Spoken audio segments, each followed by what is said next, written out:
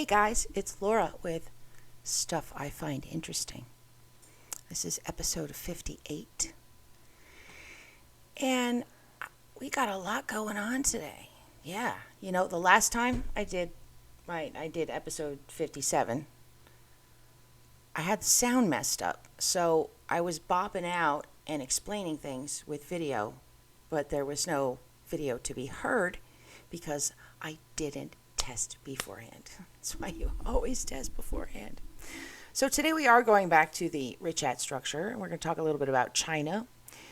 We've got some conspiracy about plasma, and what else do I have in there? I'm trying to remember. Some random news. Monoliths, archaeology, a little bit of architecture. But I felt compelled to do another one because I messed up the last one. And I don't go back and redo stuff. When it's done, whatever. If it sucks, it sucks. Because hopefully I've gotten better. I think the production has probably gotten worse. But hopefully I've gotten a little better in how I research, how I organize things. I do have an intro and an intro song that I've downloaded that I'm going to try to attach to this video. So be prepared to have your mind absolutely blown. This freaking thing. Oh my God. So it is Tuesday, and if you've been following me, you know that Tuesday I was supposed to have a interview at 9:30 a.m. And if we look at the clock, let's see what time it is. It's 9:20. Well, if it's 9:20 and I have an interview at 9:30, why am I here? It got canceled and rescheduled for Thursday, so fingers crossed. We have a couple more days. So let me shrink myself. I hope everybody is having a good week. My guy went to go get the car inspected, so I have a brief period of time. Also, I love my guy, but the other problem with him being around when I'm doing these things is because he's very smart and lively, right? His brain works all the time like mine does. And so when he hears something interesting, it's he has to respond. No matter what's going on, he has to say something. So he would say stuff while I was saying stuff, and that makes me crazy. So anyhow. Okay, we're going to step into my parlor. This is my beautiful parlor. Could you imagine? Woman coming in, putting your hands in front of the fireplace, kind of stretching out your back a little bit and being yeah, I think I'll have some scotch on the rocks, some aged scotch that's really, really old. It's marinated in ancient barrels from some shipwreck. Who the fuck knows? I don't know. This is in England. I thought this was a cool picture. Now, last time we were talking about Ibn Battuta and his travels. And we were talking about I gotta stop saying talking about. We talked about this last time, the talking about. Last time, I discussed Ibn Battuta and Kilwa. And I showed this picture. And I said, wow, look at that. That's incredible. It almost looks like a photograph. This is not Kilwa. This is actually Mogadishu.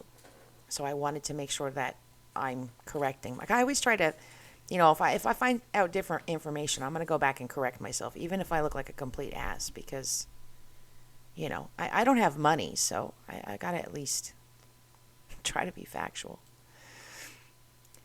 Last time I showed you Ani. Ani is that beautiful, the city of 1,001 churches. It's been destroyed. Nobody lives there. It's abandoned. You can't really go there unless you want to get shot at. This shows the difference that 40 years makes. And you can see what that building, especially in the back, is completely obliterated. There's nothing left, although those trees are really pretty. We were talking. So you guys might know or not know, I might have mentioned it last time. I am obsessed with water wheels. I love water wheels. And part of it, much like the steamboats, now this is where it gets crazy. And I'm going to go a little bit into conspiracy land, which is a little unusual first thing. But I have a reoccurring dream about a water wheel but not like a fancy wheel like this one, like one that would be on someone's property. There's like a stone shed, and then there's the water wheel, and I sometimes have to go into it and clean it out. This is a reoccurring dream. I swear, I'm not making this up. This is on the Isle of Man. Yes, Isle of Man. And you can go visit it and watch it, and you can climb it, but you can't climb it like the ones in Syria. The ones in Syria, those kids were like hanging on to it while it was like spinning around, which surely can't be very safe, but they seem to be okay.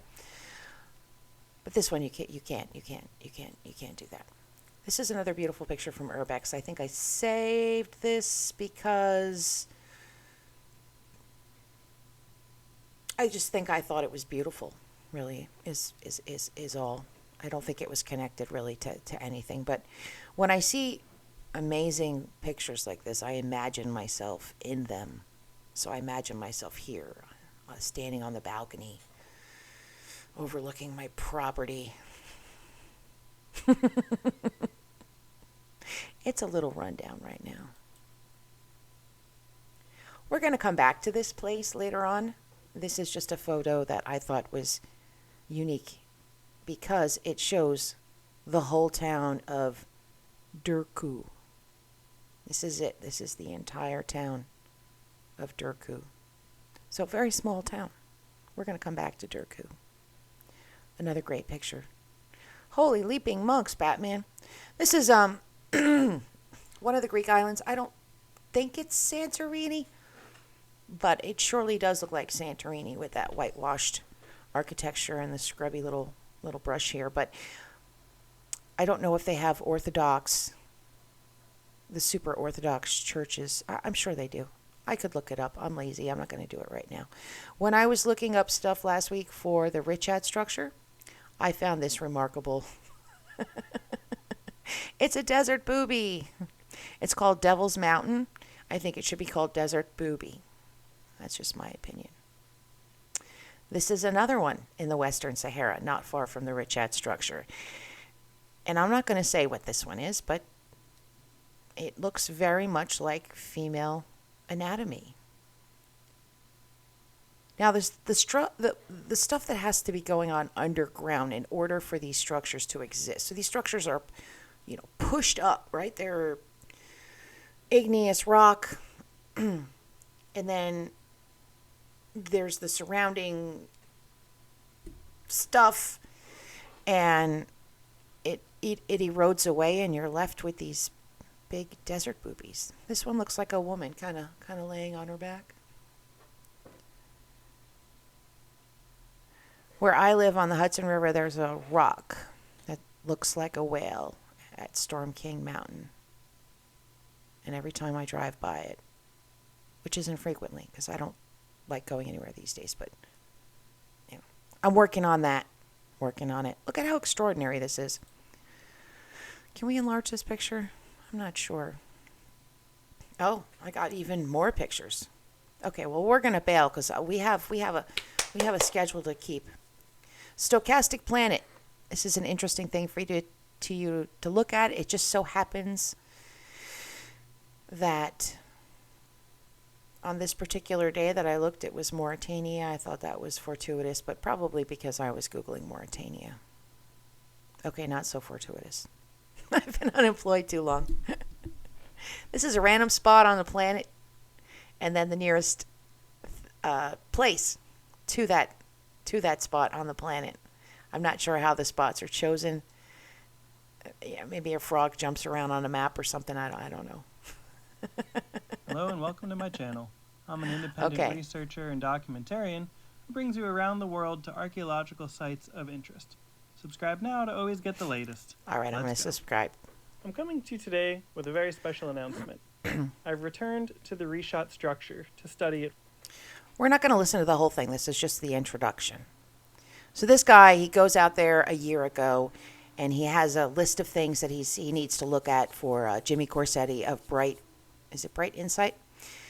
And some things he wants to look at on his own, and just, how cool would it be to be there? Even though it's a whole lot of nothing, I would imagine it's a very overwhelming and just, I think it would just knock me on my butt. Anywho, he says that he finds something, but he never says what that something is. He says, I can't tell you what I found, but it's prehistoric, civilization related. And that was kind of it. That was it. That was a year ago.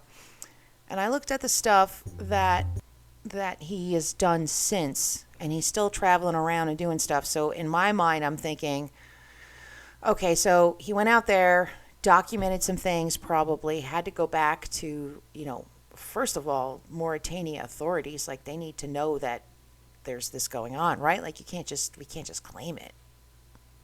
No, you can't. He would have to tell Mauritania. And then Mauritania would probably lock it down, and then you'd have to go back, and then you'd have to try to, jig up some funding so that you could go back there. And it's not an easy endeavor. It's like a whole, you take like a plane and then a bus and then a Jeep for hours and hours and hours and hours of nothingness to get here. But let's listen to see what this guy has to say.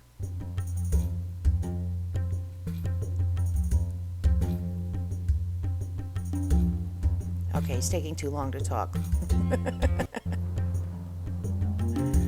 Maybe he doesn't talk in this. But this is what I wanted to show you right here. These are the rocks from the inner circle. Each circle has its own rocks. These are some of the artifacts that have been removed from the Richat structure. Let me back up to that, because let me say that again. These are the items that have been removed from the Richat structure. Now, if we look at this over here, is that a rock or is that a shell? Surely there wouldn't be shells in the middle of the desert, would there? That's madness. We'll come back to that. Let's look at some maps. And then we're going to talk some more. It seems like I'm all over the place, but I'm going to bring it together. This is the coast, not far. Well, it's far, but when you look at a map, you go, oh, it's like right there.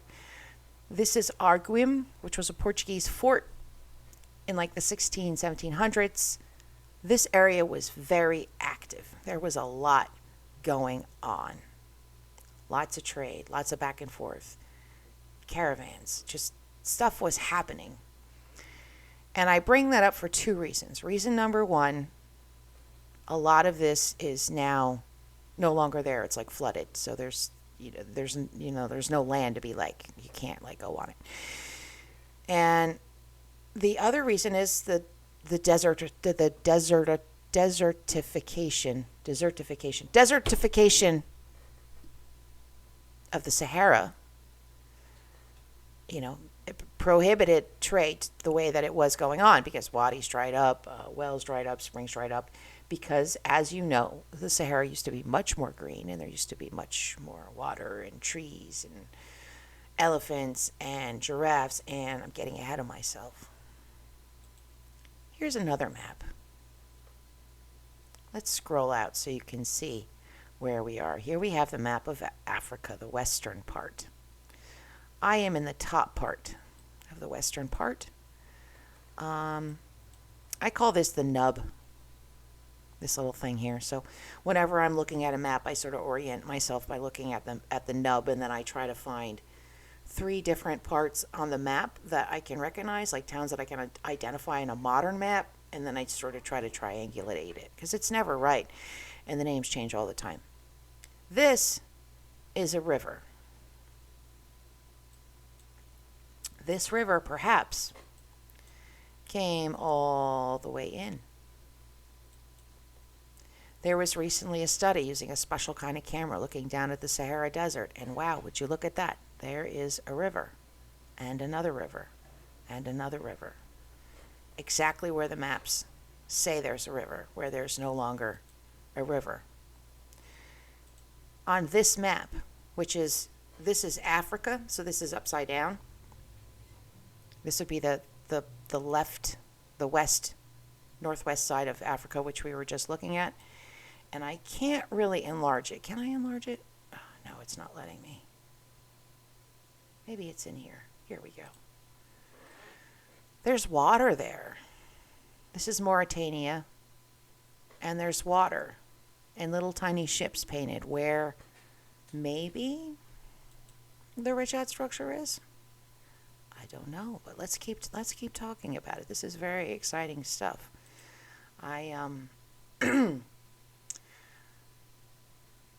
I had a lot of fun looking up all this information. I learned a lot of stuff about Africa. I learned a lot of stuff about geography. You know, that's one of the reasons why I do this. It's just because I love to learn, and I just am fascinated by the world and the stuff in it and the people in it.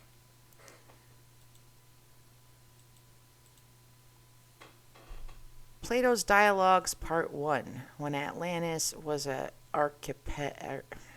I can't speak today, guys. I'm sorry. You know that word. Archipelago? How do you say that word? If my sister is watching, she's howling right now. I blame the menopause. Not that you needed to know that, but I don't care. If we look at these pictures, we have present time. Back in time a little bit. Look, water. Back in time a little bit more. More water. Back in time a little bit more. Even more water still. This is not proven. This is not grounded in fact that I could tell, but this is possibly what Africa looked like at one point in time. With all these sort of like little bays and stuff. And that's why, I'm getting ahead of myself again. Sahara rock art. All of this stuff will be in the link so you can look at it much more slowly. I'm just sort of zooming over it so I can get to my final opinion on the matter. At least I think it's my final opinion. I might go back. This is where rock art has been found. And if we look at this map, we have Mauritania right here.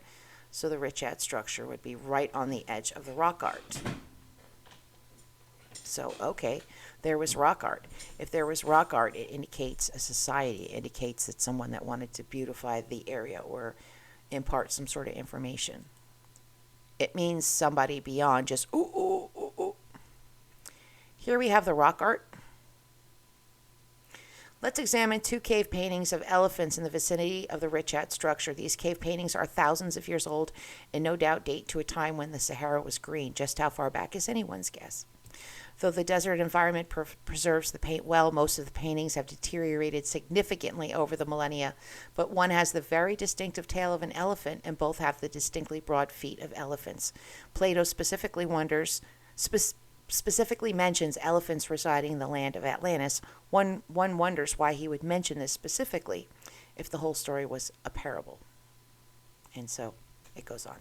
And then he mentions again that there's going to be another follow-up video to all of the things that he found at the Richat. But as I said, there's probably moving parts that we don't know anything about. These are the oases of the Sahara. And we can take it even one step further. We can use this chart to find the oases. Now, why am I playing Find the Oases? I'm playing Find the Oases because by following the oasis, you can see the flow of water. And you can clearly see here, like that's freaking water, man. Right there, water. And don't get me wrong, scientists don't doubt that there was water there and that there was probably there was a vast ocean at one point. Like everything was covered at ocean at one point, right? In the whole world, one point it was above land, below land, blah, blah, blah. World's millions of years old. I just, I lost my train of thought. My brain, like, when I think of how old the Earth is, like, my brain explodes just a little bit. But you can poke around and look at you can use this, this lab oasis. If we go here, and we go to the bottom,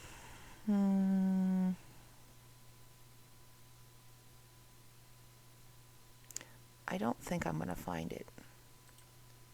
The salt and gold routes.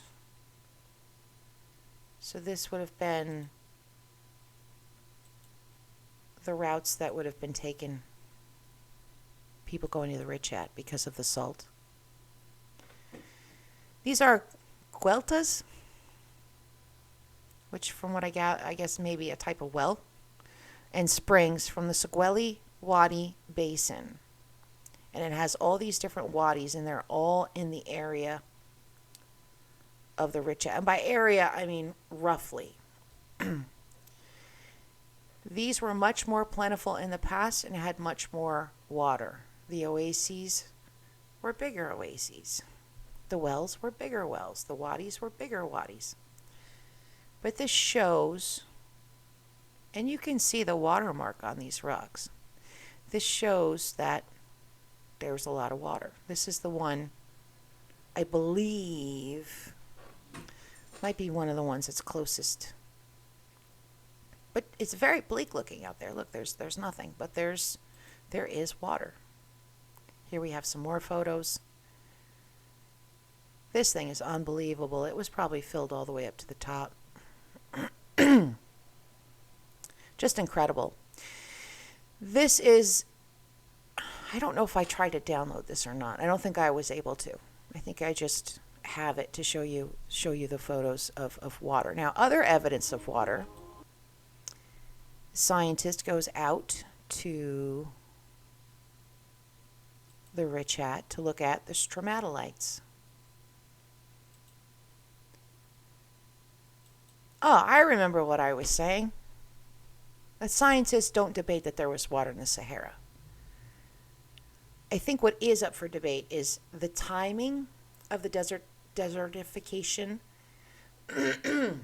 from beautiful, rich, plentiful land of riches, slaves, spices, exotic things to you're going to die if you have to walk more than 10 miles kind of thing. So that's where I'm at. I think, and also I think that there was a very grand and big civilization that lived here at one point in prehistory. I'll get to that.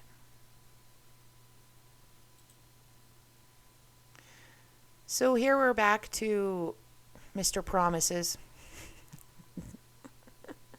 Sorry, archaic lens. But here, there's shells everywhere. He's walking around and there's just shells and shells. Big shells, little shells, all kinds of salt and shells. So he was walking around, he was exploring the Richat, and there were people that were selling actual shells. And he was like, yeah, ha, ha, ha. And they're like, no, really, it came from over there. And so he goes out and he's like, no shit, there's a bunch of shells. And embedded in the salt and also mixed with the sand are found what I estimate to be hundreds of thousands, if not millions, of shells. The smaller shells make up part of the matrix of the sand itself, but only in the direct vicinity of the salt deposits. And then there's Jimmy. How far away were the shells and salt deposit found from the Richat? And he says 20 miles southwest. So, southwest. You got that swoosh, right? This is academic. Fluvial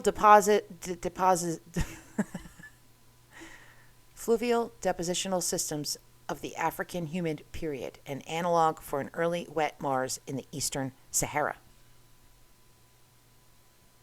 A widely hypothesized but complex transition from widespread fluvial activity to predominantly aeolian processes is inferred on Mars based on remote sensing data observations of ancient landforms.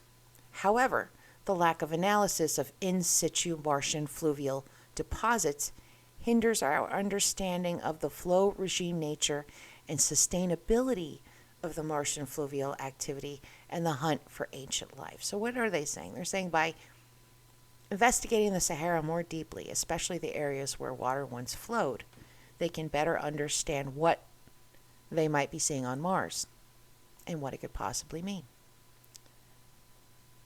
So there's a part that I'm looking for specifically. You can go through this whole thing. It's very intense.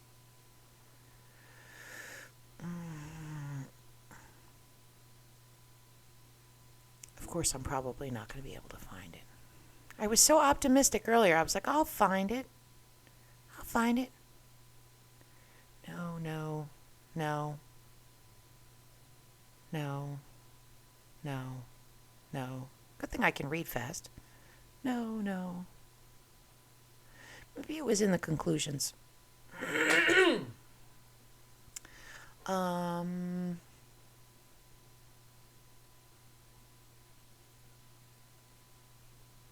Basically what it said is that, and it's backed up, and if somebody really wants me to find it, I can, but 12,000 years ago, Sahara Desert, lush, beautiful, whatever.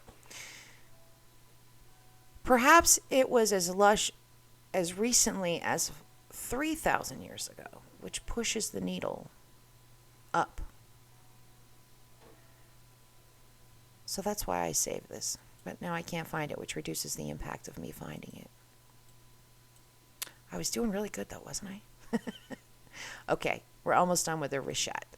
We're going back to the canal.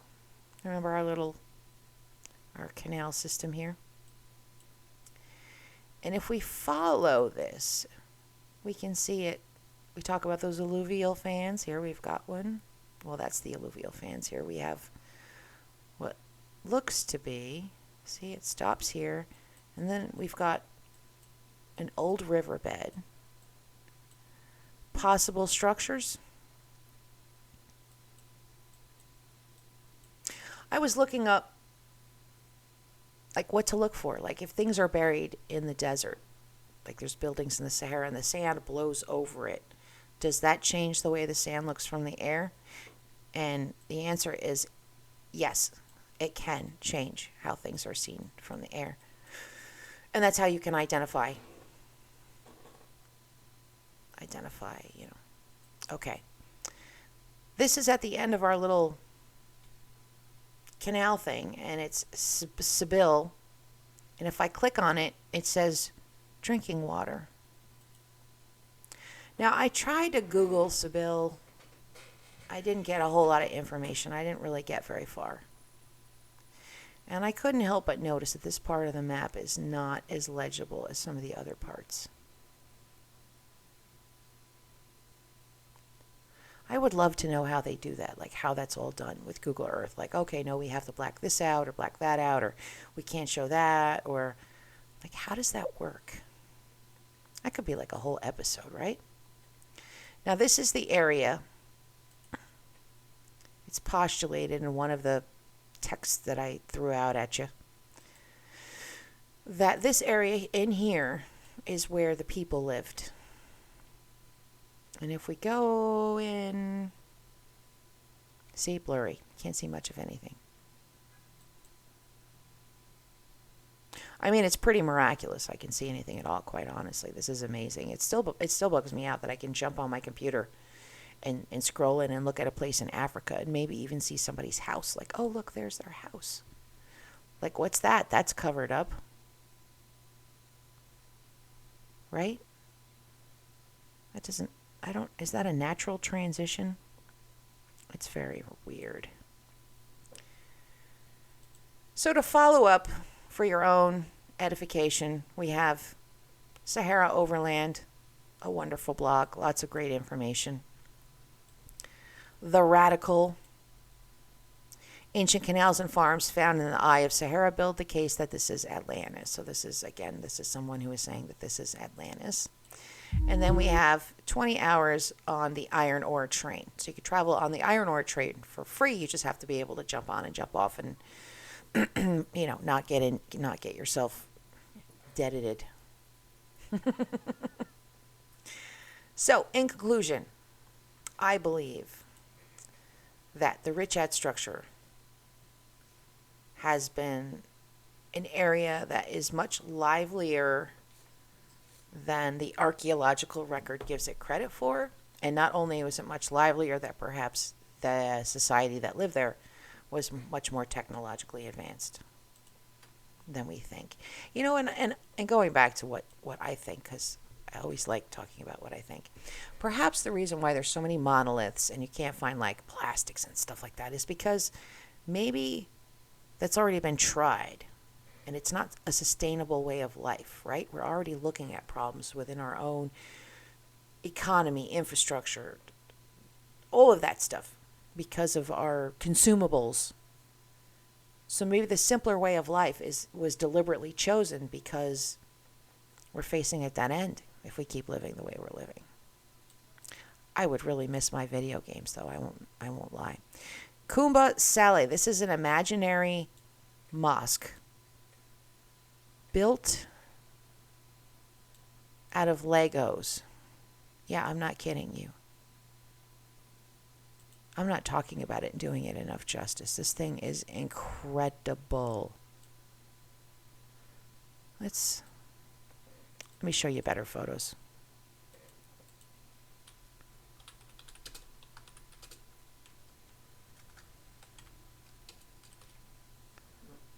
Okay. Here we've got some better pictures, I believe. So I found this in an architecture magazine. Incredible. Very dramatic. Okay, last week, or Sunday, I shared this where you can drop in on a map and you can listen to whatever radio station. If there's a dot there, you can listen. So let's try this again, shall we?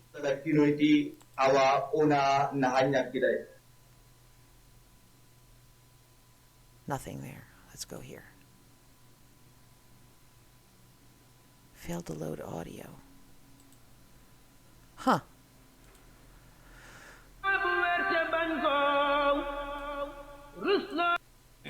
Interesting.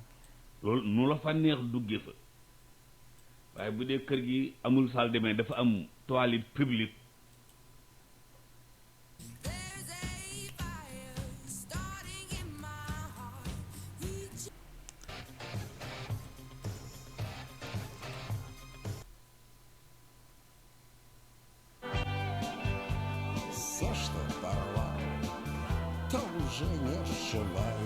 That's cool, right? I apologize for screwing it up last week. But I had so much fun with this thing the other night. Fascinating. And there's a lot of radio stations. Like, I don't know who put this together, but it's amazing.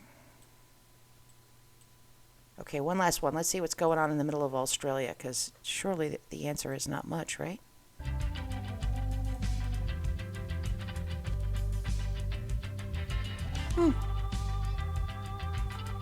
Neat. More architecture stuff. From the pita vendor. This, I can't do what I thought I could do. This is just eye candy. I don't even know why I have that beyond. I think this was just a site that I thought was nice to sort of kind of bop through and look at stuff. Same thing with this guy. I was looking at these photos and messing it up. Oh no, guys, I'm fading out. Oh, here we go. I got it. This is modern art, guys. 20 garbage cans, an installation by Alexander Brodsky for Moscow Contemporary Art.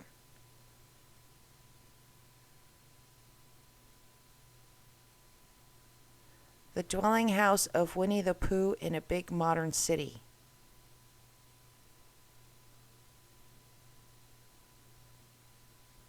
This is a pavilion in the Tuileries Gardens, part of the Russian counterpoint exhibition in the Louvre. I always find that looking at art always makes my brain kind of go. It kind of hums. It kind of comes to life. Starts thinking about stuff. Tightrope walker. Photograph. How can that be a photograph? That's not a photograph. There's no way that's a photograph. Look at that. I actually kind of like this because if we look at this installation, we can see the bleakness with the narrowness of the mattress. There's like you couldn't, like, you can't really roll over, and then you're stacked 3 deep. Fascinating. This is an ice bar. I wouldn't mind going to an ice bar. Okay, moving on. Okay, I'm going to speed up because I'm taking way too much time. This is a random album I found. I think this is Sudalovsky Live Journal.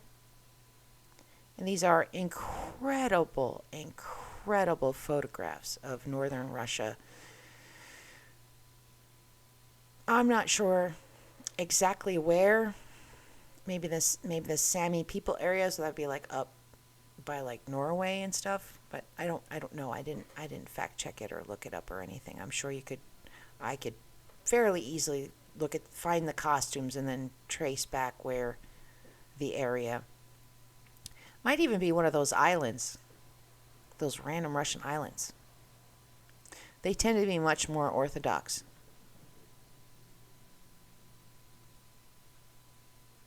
Just incredible pictures. I was like, wow. And there's 4 albums to go through.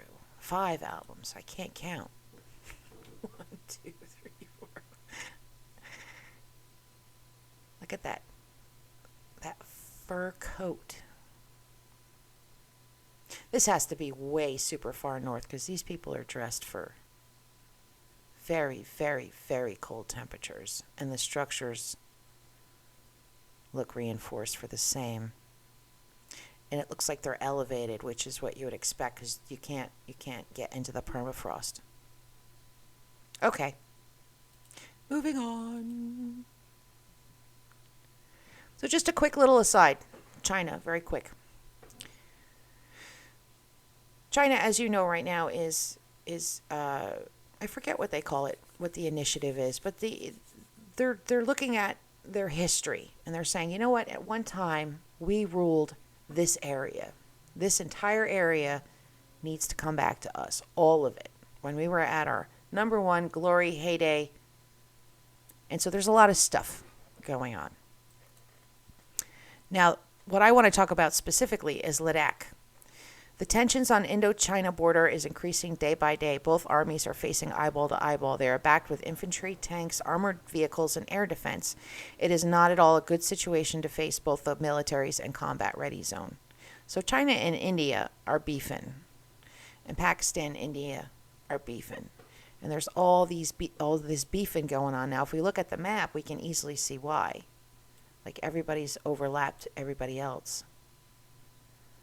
You have Tibet, China, India. There's also Kashmir, Jammu. I think Bhutan is in there somewhere. But there's this glacier right here. And that's really kind of one of the things I wanted to mention the most. Is that if China can get around or get through this glacier to Pakistan, they can loop around and get access to an area where they're able to build the roads that they want, mine the areas that they want to mine. In fact, since 1953, I think it was found out fairly recently, they were building a road up in there and like nobody even knew about it. And it was not on their territory. It was on someone else's territory. So this talks about the area, which is incredibly complicated. But we'll take it back to the glacier. If you see the map, there's a very small triangle portion that is between the Shaksam Valley and Aksai Chin. This is the Siachen Glacier. This small portion of Siachen Glacier is separating 2 Chinese illegal occupation, that is Aksai Chin and Shaksam Valley. If Siachen Glacier peaks are occupied either by China or by Pakistan, then Kashmir Valley would firmly connect with China mainland, which we don't want, or which they don't want, really. It is strategically so important that whoever controls the peaks of the Siachen Glacier, where it gets to below negative 60 degrees Fahrenheit, and where 158 men were recently killed, because the glacier's melting now. It's melting, so there's all these collapses and stuff going on. It's very unstable. So this goes more into the area. This is what it looks like. This is the glacier. This is the glacier that perhaps separates China from achieving its goal. Or I should say goals. The world's most frigid battlefield is also home to the planet's highest phone booth. For 30 years, a war has raged over a few yards of frozen rock in the Himalayas, 22,000 feet above sea level. Sometimes called the third pole, the Siachen Glacier, which is the second longest glacier in the world, stretches nearly 50 miles along the eastern Karakoram Range in the Kashmir region between India and Pakistan, where national borders can get blurry. It's one of the most inhospitable places on Earth. In April of 1984, the Indian Army launched Operation Meghdoot, which sought to claim sovereignty over the treacherous glacier. The goal was to demarcate Siachen ahead of the Pakistani military, which was also trekking in the region. And then it goes into the whole thing. But the expedition resulted in a brand new world, oropolitics, which means mountaineering for political purposes. There's some more stuff that you can read. Now this place is incredibly remote. This is the one of the towns, like the town that I showed you at the very beginning. Like, it just recently got electricity. Here they are. They're like, yay, we have electricity now. So that's how remote it is, that they just recently. This is July 21st, 2023. This is what it looks like in that area.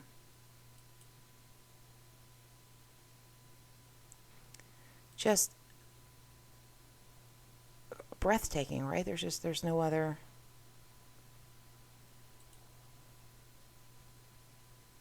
Otherworldly is the word that comes to mind the most. This is perhaps my favorite picture.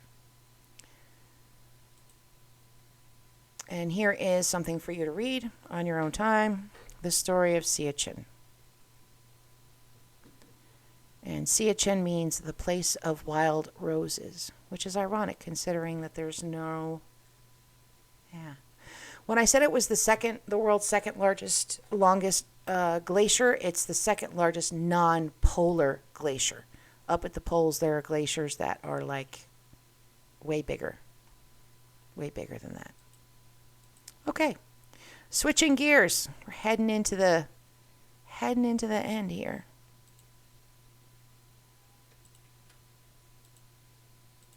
I'm a little fadey today, right? I'm a little spacey.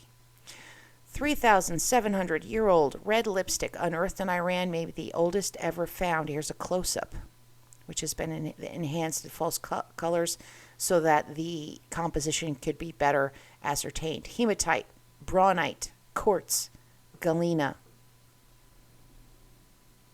The lip paint was contained in a small, ornately decorated chlorite vial, which was discovered in the Jiroft region of southeastern Iran in 2001. Recent carbon dating has revealed it was made somewhere between 1936, I think that's got to be wrong, and 1687 BCE, which would make this the earliest lipstick ever recorded. Here's the tube.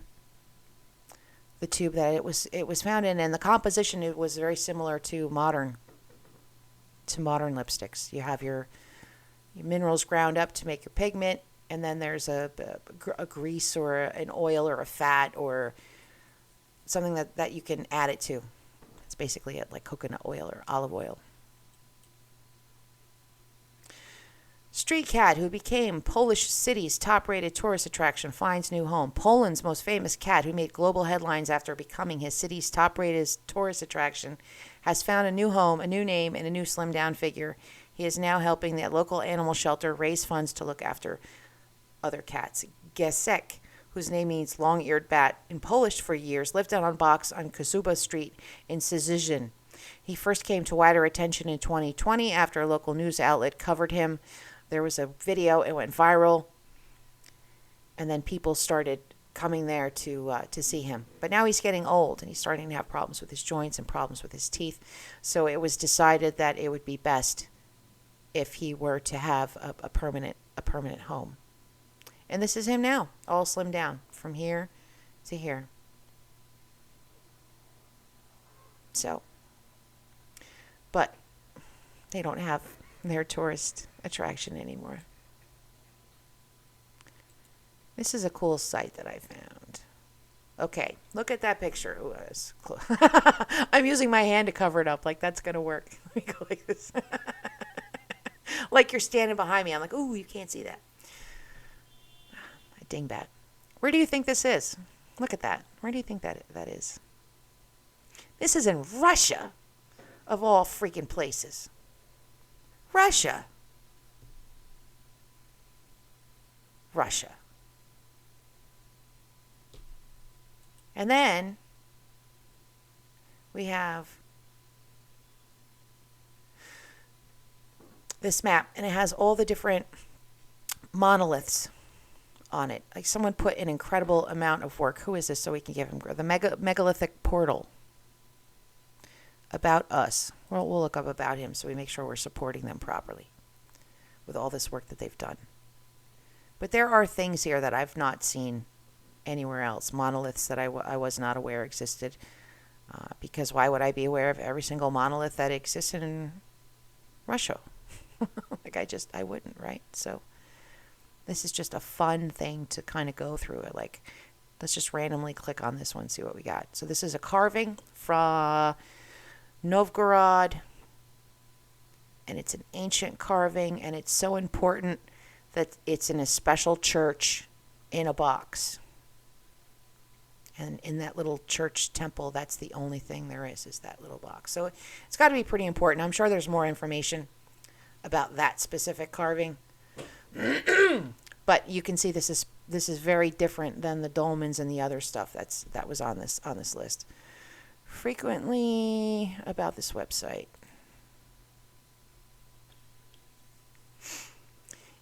Andy Burnham. Thank you, Andy. Created the site. He does it on his own. It's funded as a nonprofit. He's an amateur.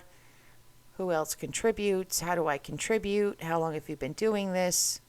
Since 1997. Yes, and he's sad too that these places are disappearing. So there's some information in there on how you can support him. This is in the megalithic portal, and it's just a giant head that was built in the 18th century, and it's in a park, or the 19th century, I should say, because it was the 1800s. It's in a park. This is only part of it. I didn't find much information other than it exists. But it's quite large. Let me show you what it looks like. Let me show you a person for scale so you can get an idea. Where is there a person? I saw one with a person. I did. Here we go. So you can see, you can get the idea of how big it is. So perhaps it's just a decoration, they just carved it. But I can't help but think it's more significant. All right. Mummified mansions, luxury time capsule properties. This is a fun thing to go through. The McNally estate, and it's got all these different pictures of the estate. Carson Mansion in California. Look at that woodwork. And that stained glass window. That stained glass window is pretty freaking incredible. More pictures of the Carson Mansion. The Harold Brown Villa in Rhode Island. The Gilded Age Estate in New York City. Wow. Christie's Real Estate. My goodness. Woolworth Mansion. Wow. I love that color blue. And then with that painting, that's pretty cool. Hearst Castle. There was a woman I was talking to on Reddit who, when she was a kid, her mom was a housekeeper at Hearst Castle, and several times a year she would be allowed to go there and swim in the pool at Hearst Castle while her mom worked. I was like, wow, that would be quite the experience. Look at this library. There it is. That's the pool that she swam in. There's another pool, the Neptune pool, that's outdoors. That's also famous, but I think I would prefer to swim in that one. Something new that I learned before we start to go into, we're getting ready to head into conspiracy land. Wetigo, the virus of selfishness, according to Native Americans. According to Native Americans, Wetigo is an evil spirit that invades human minds. It's the virtue of selfishness, a psychic pathogen forcing the victim to feed their insatiable needs as if they were starving. It makes humanity become its own worst enemy. This interesting yet unsettling view comes from a piece of literature we think everyone should read.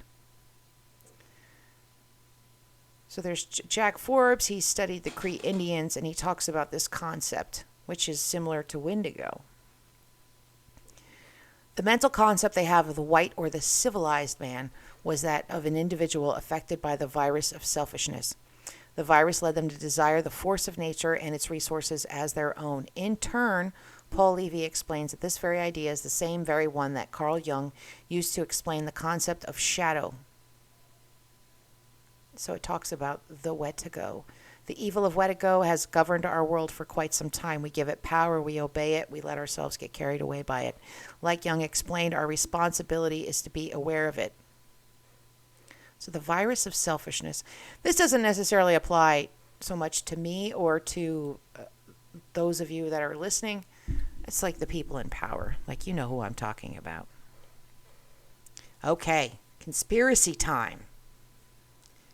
This is probably what we are getting as a disclosure, meaning UAP, UFO, underwater phenomena. The intelligent plasma hypothesis. There's a doctor, Dr. Massimo Teodorani. He's part of the Galileo project that has done very serious studies on the plasma phenomenon, and Hasselden, a well-known case in UFO studies. There was a gentleman named David Bohm. Here's David Bohm. He was born in 1917. And he discovered that plasma, when they reach a certain temperature, a certain state, they do not behave as separate individual particles, but rather as part of a larger organized whole. Dr. Bohm found that these collective movements, now called Bohm diffusion, gave him the impression that the sea of electrons was somehow alive. Now we talk about like Foo Fighters, right? Pilots in World War II, just talking about Foo Fighters. I swear to God, there's an orb that hangs out. Like, I'm not, my guy thinks I'm crazy, but I swear there's an orb, and I've seen it before in my life. But I think the orbs are plasma. I think there is a process going on that we don't yet understand and can't prove or can't really interact with quite yet, but at some point we will. Is plasma the fourth state of matter? Wait a minute.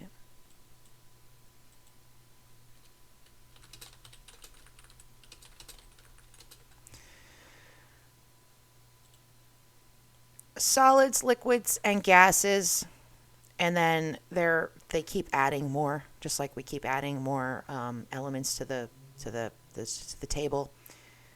But plasmas is now considered another state of matter. To take this further, this is back in 2003. Plasma blobs hint at a new form of life. Physicists have created blobs of gaseous plasma that can grow, replicate, and communicate, fulfilling most of the traditional requirements for biological cells. Without inherited material, they cannot be described as alive, but the researchers believe these curious spheres may offer a radical new explanation for how life began. This is crazy, crazy stuff. And if we go all the way down, TLDR, like what's the summary? There are balls of plasma in space and in the sky that are conscious, that can probably communicate with us on some form. We could take this conspiracy theory even further. What if those are people who are just astral projecting? Or souls waiting for a human vessel? and then the discussion goes off the rails. But plasma life forms. Crazy, right? How do we... So psychonauts, there's now funded studies. So scientists are now doing studies with DMT. DMT is dimethyl I don't remember exactly what it is, but it's DMT. But it's a I don't know what it's. Is it diagnosed as is it called a hallucinogenic? Like, is that what they say? Oh, DMT is a hallucinogenic. I think so. But the problem with DMT is that the trip is very short. So there are scientists that are studying how to make that trip longer so that we can interact with the beings that people see commonly across different cultures, ages, what have you. They see beings in these other dimensions that are brought about by the DMT. Now you might say, it's poppycock, but there was also a discovery fairly recently that when you spin around, the astronauts spin around in that thing, when they're training to be astronauts, if you spin that around fast enough and you reach a certain level of G's, it induces an out-of-body experience. And you go into almost like a DMT-like state. So, the psychonauts training to explore another dimension meet the Americans who are exploring new frontiers in hallucinogenic research through a nascent technology known as extended state DMT. When the drug is smoked, a trip lasts minutes despite feeling much longer, but with a constant stream of DMT supplied to a user and blood serum levels of the molecule regulated, the trip can last hours or even days, seemingly an eternity. What is my cat doing?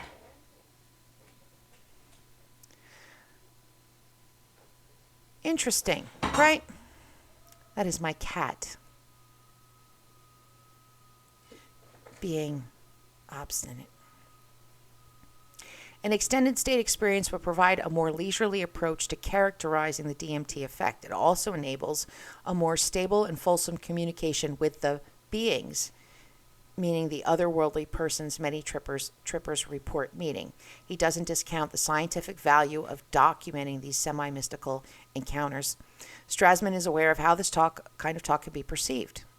When he first received funding, colleagues were like, what? Like, what are you doing? And there's more discussion about these trips and what they're trying to do.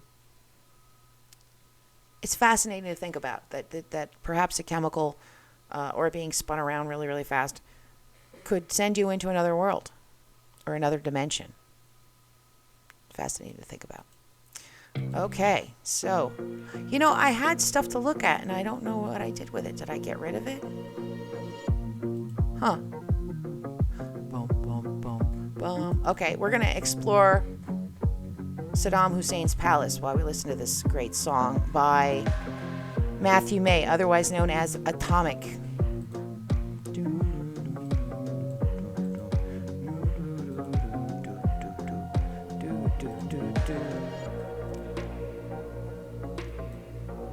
So Saddam Hussein's palace.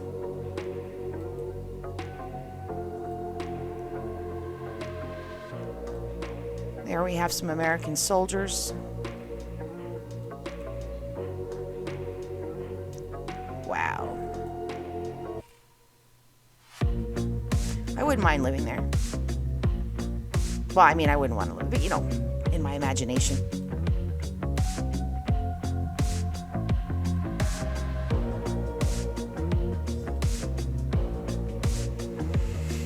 He's like, this will go great in my yurt.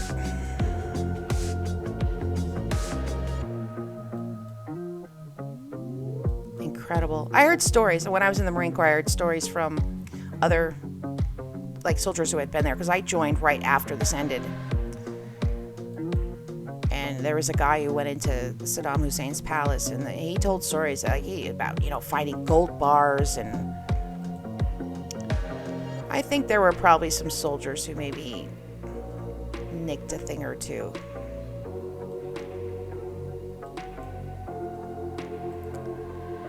I can't help but wonder what happened to the art and the artifacts, though. Probably strewn to the winds.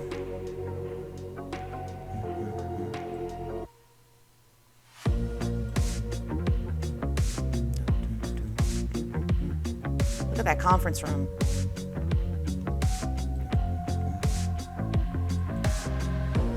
All right, guys. We've come to the end. Thank you for joining me today. Wish me luck on Thursday. And I'll probably see you guys pretty soon.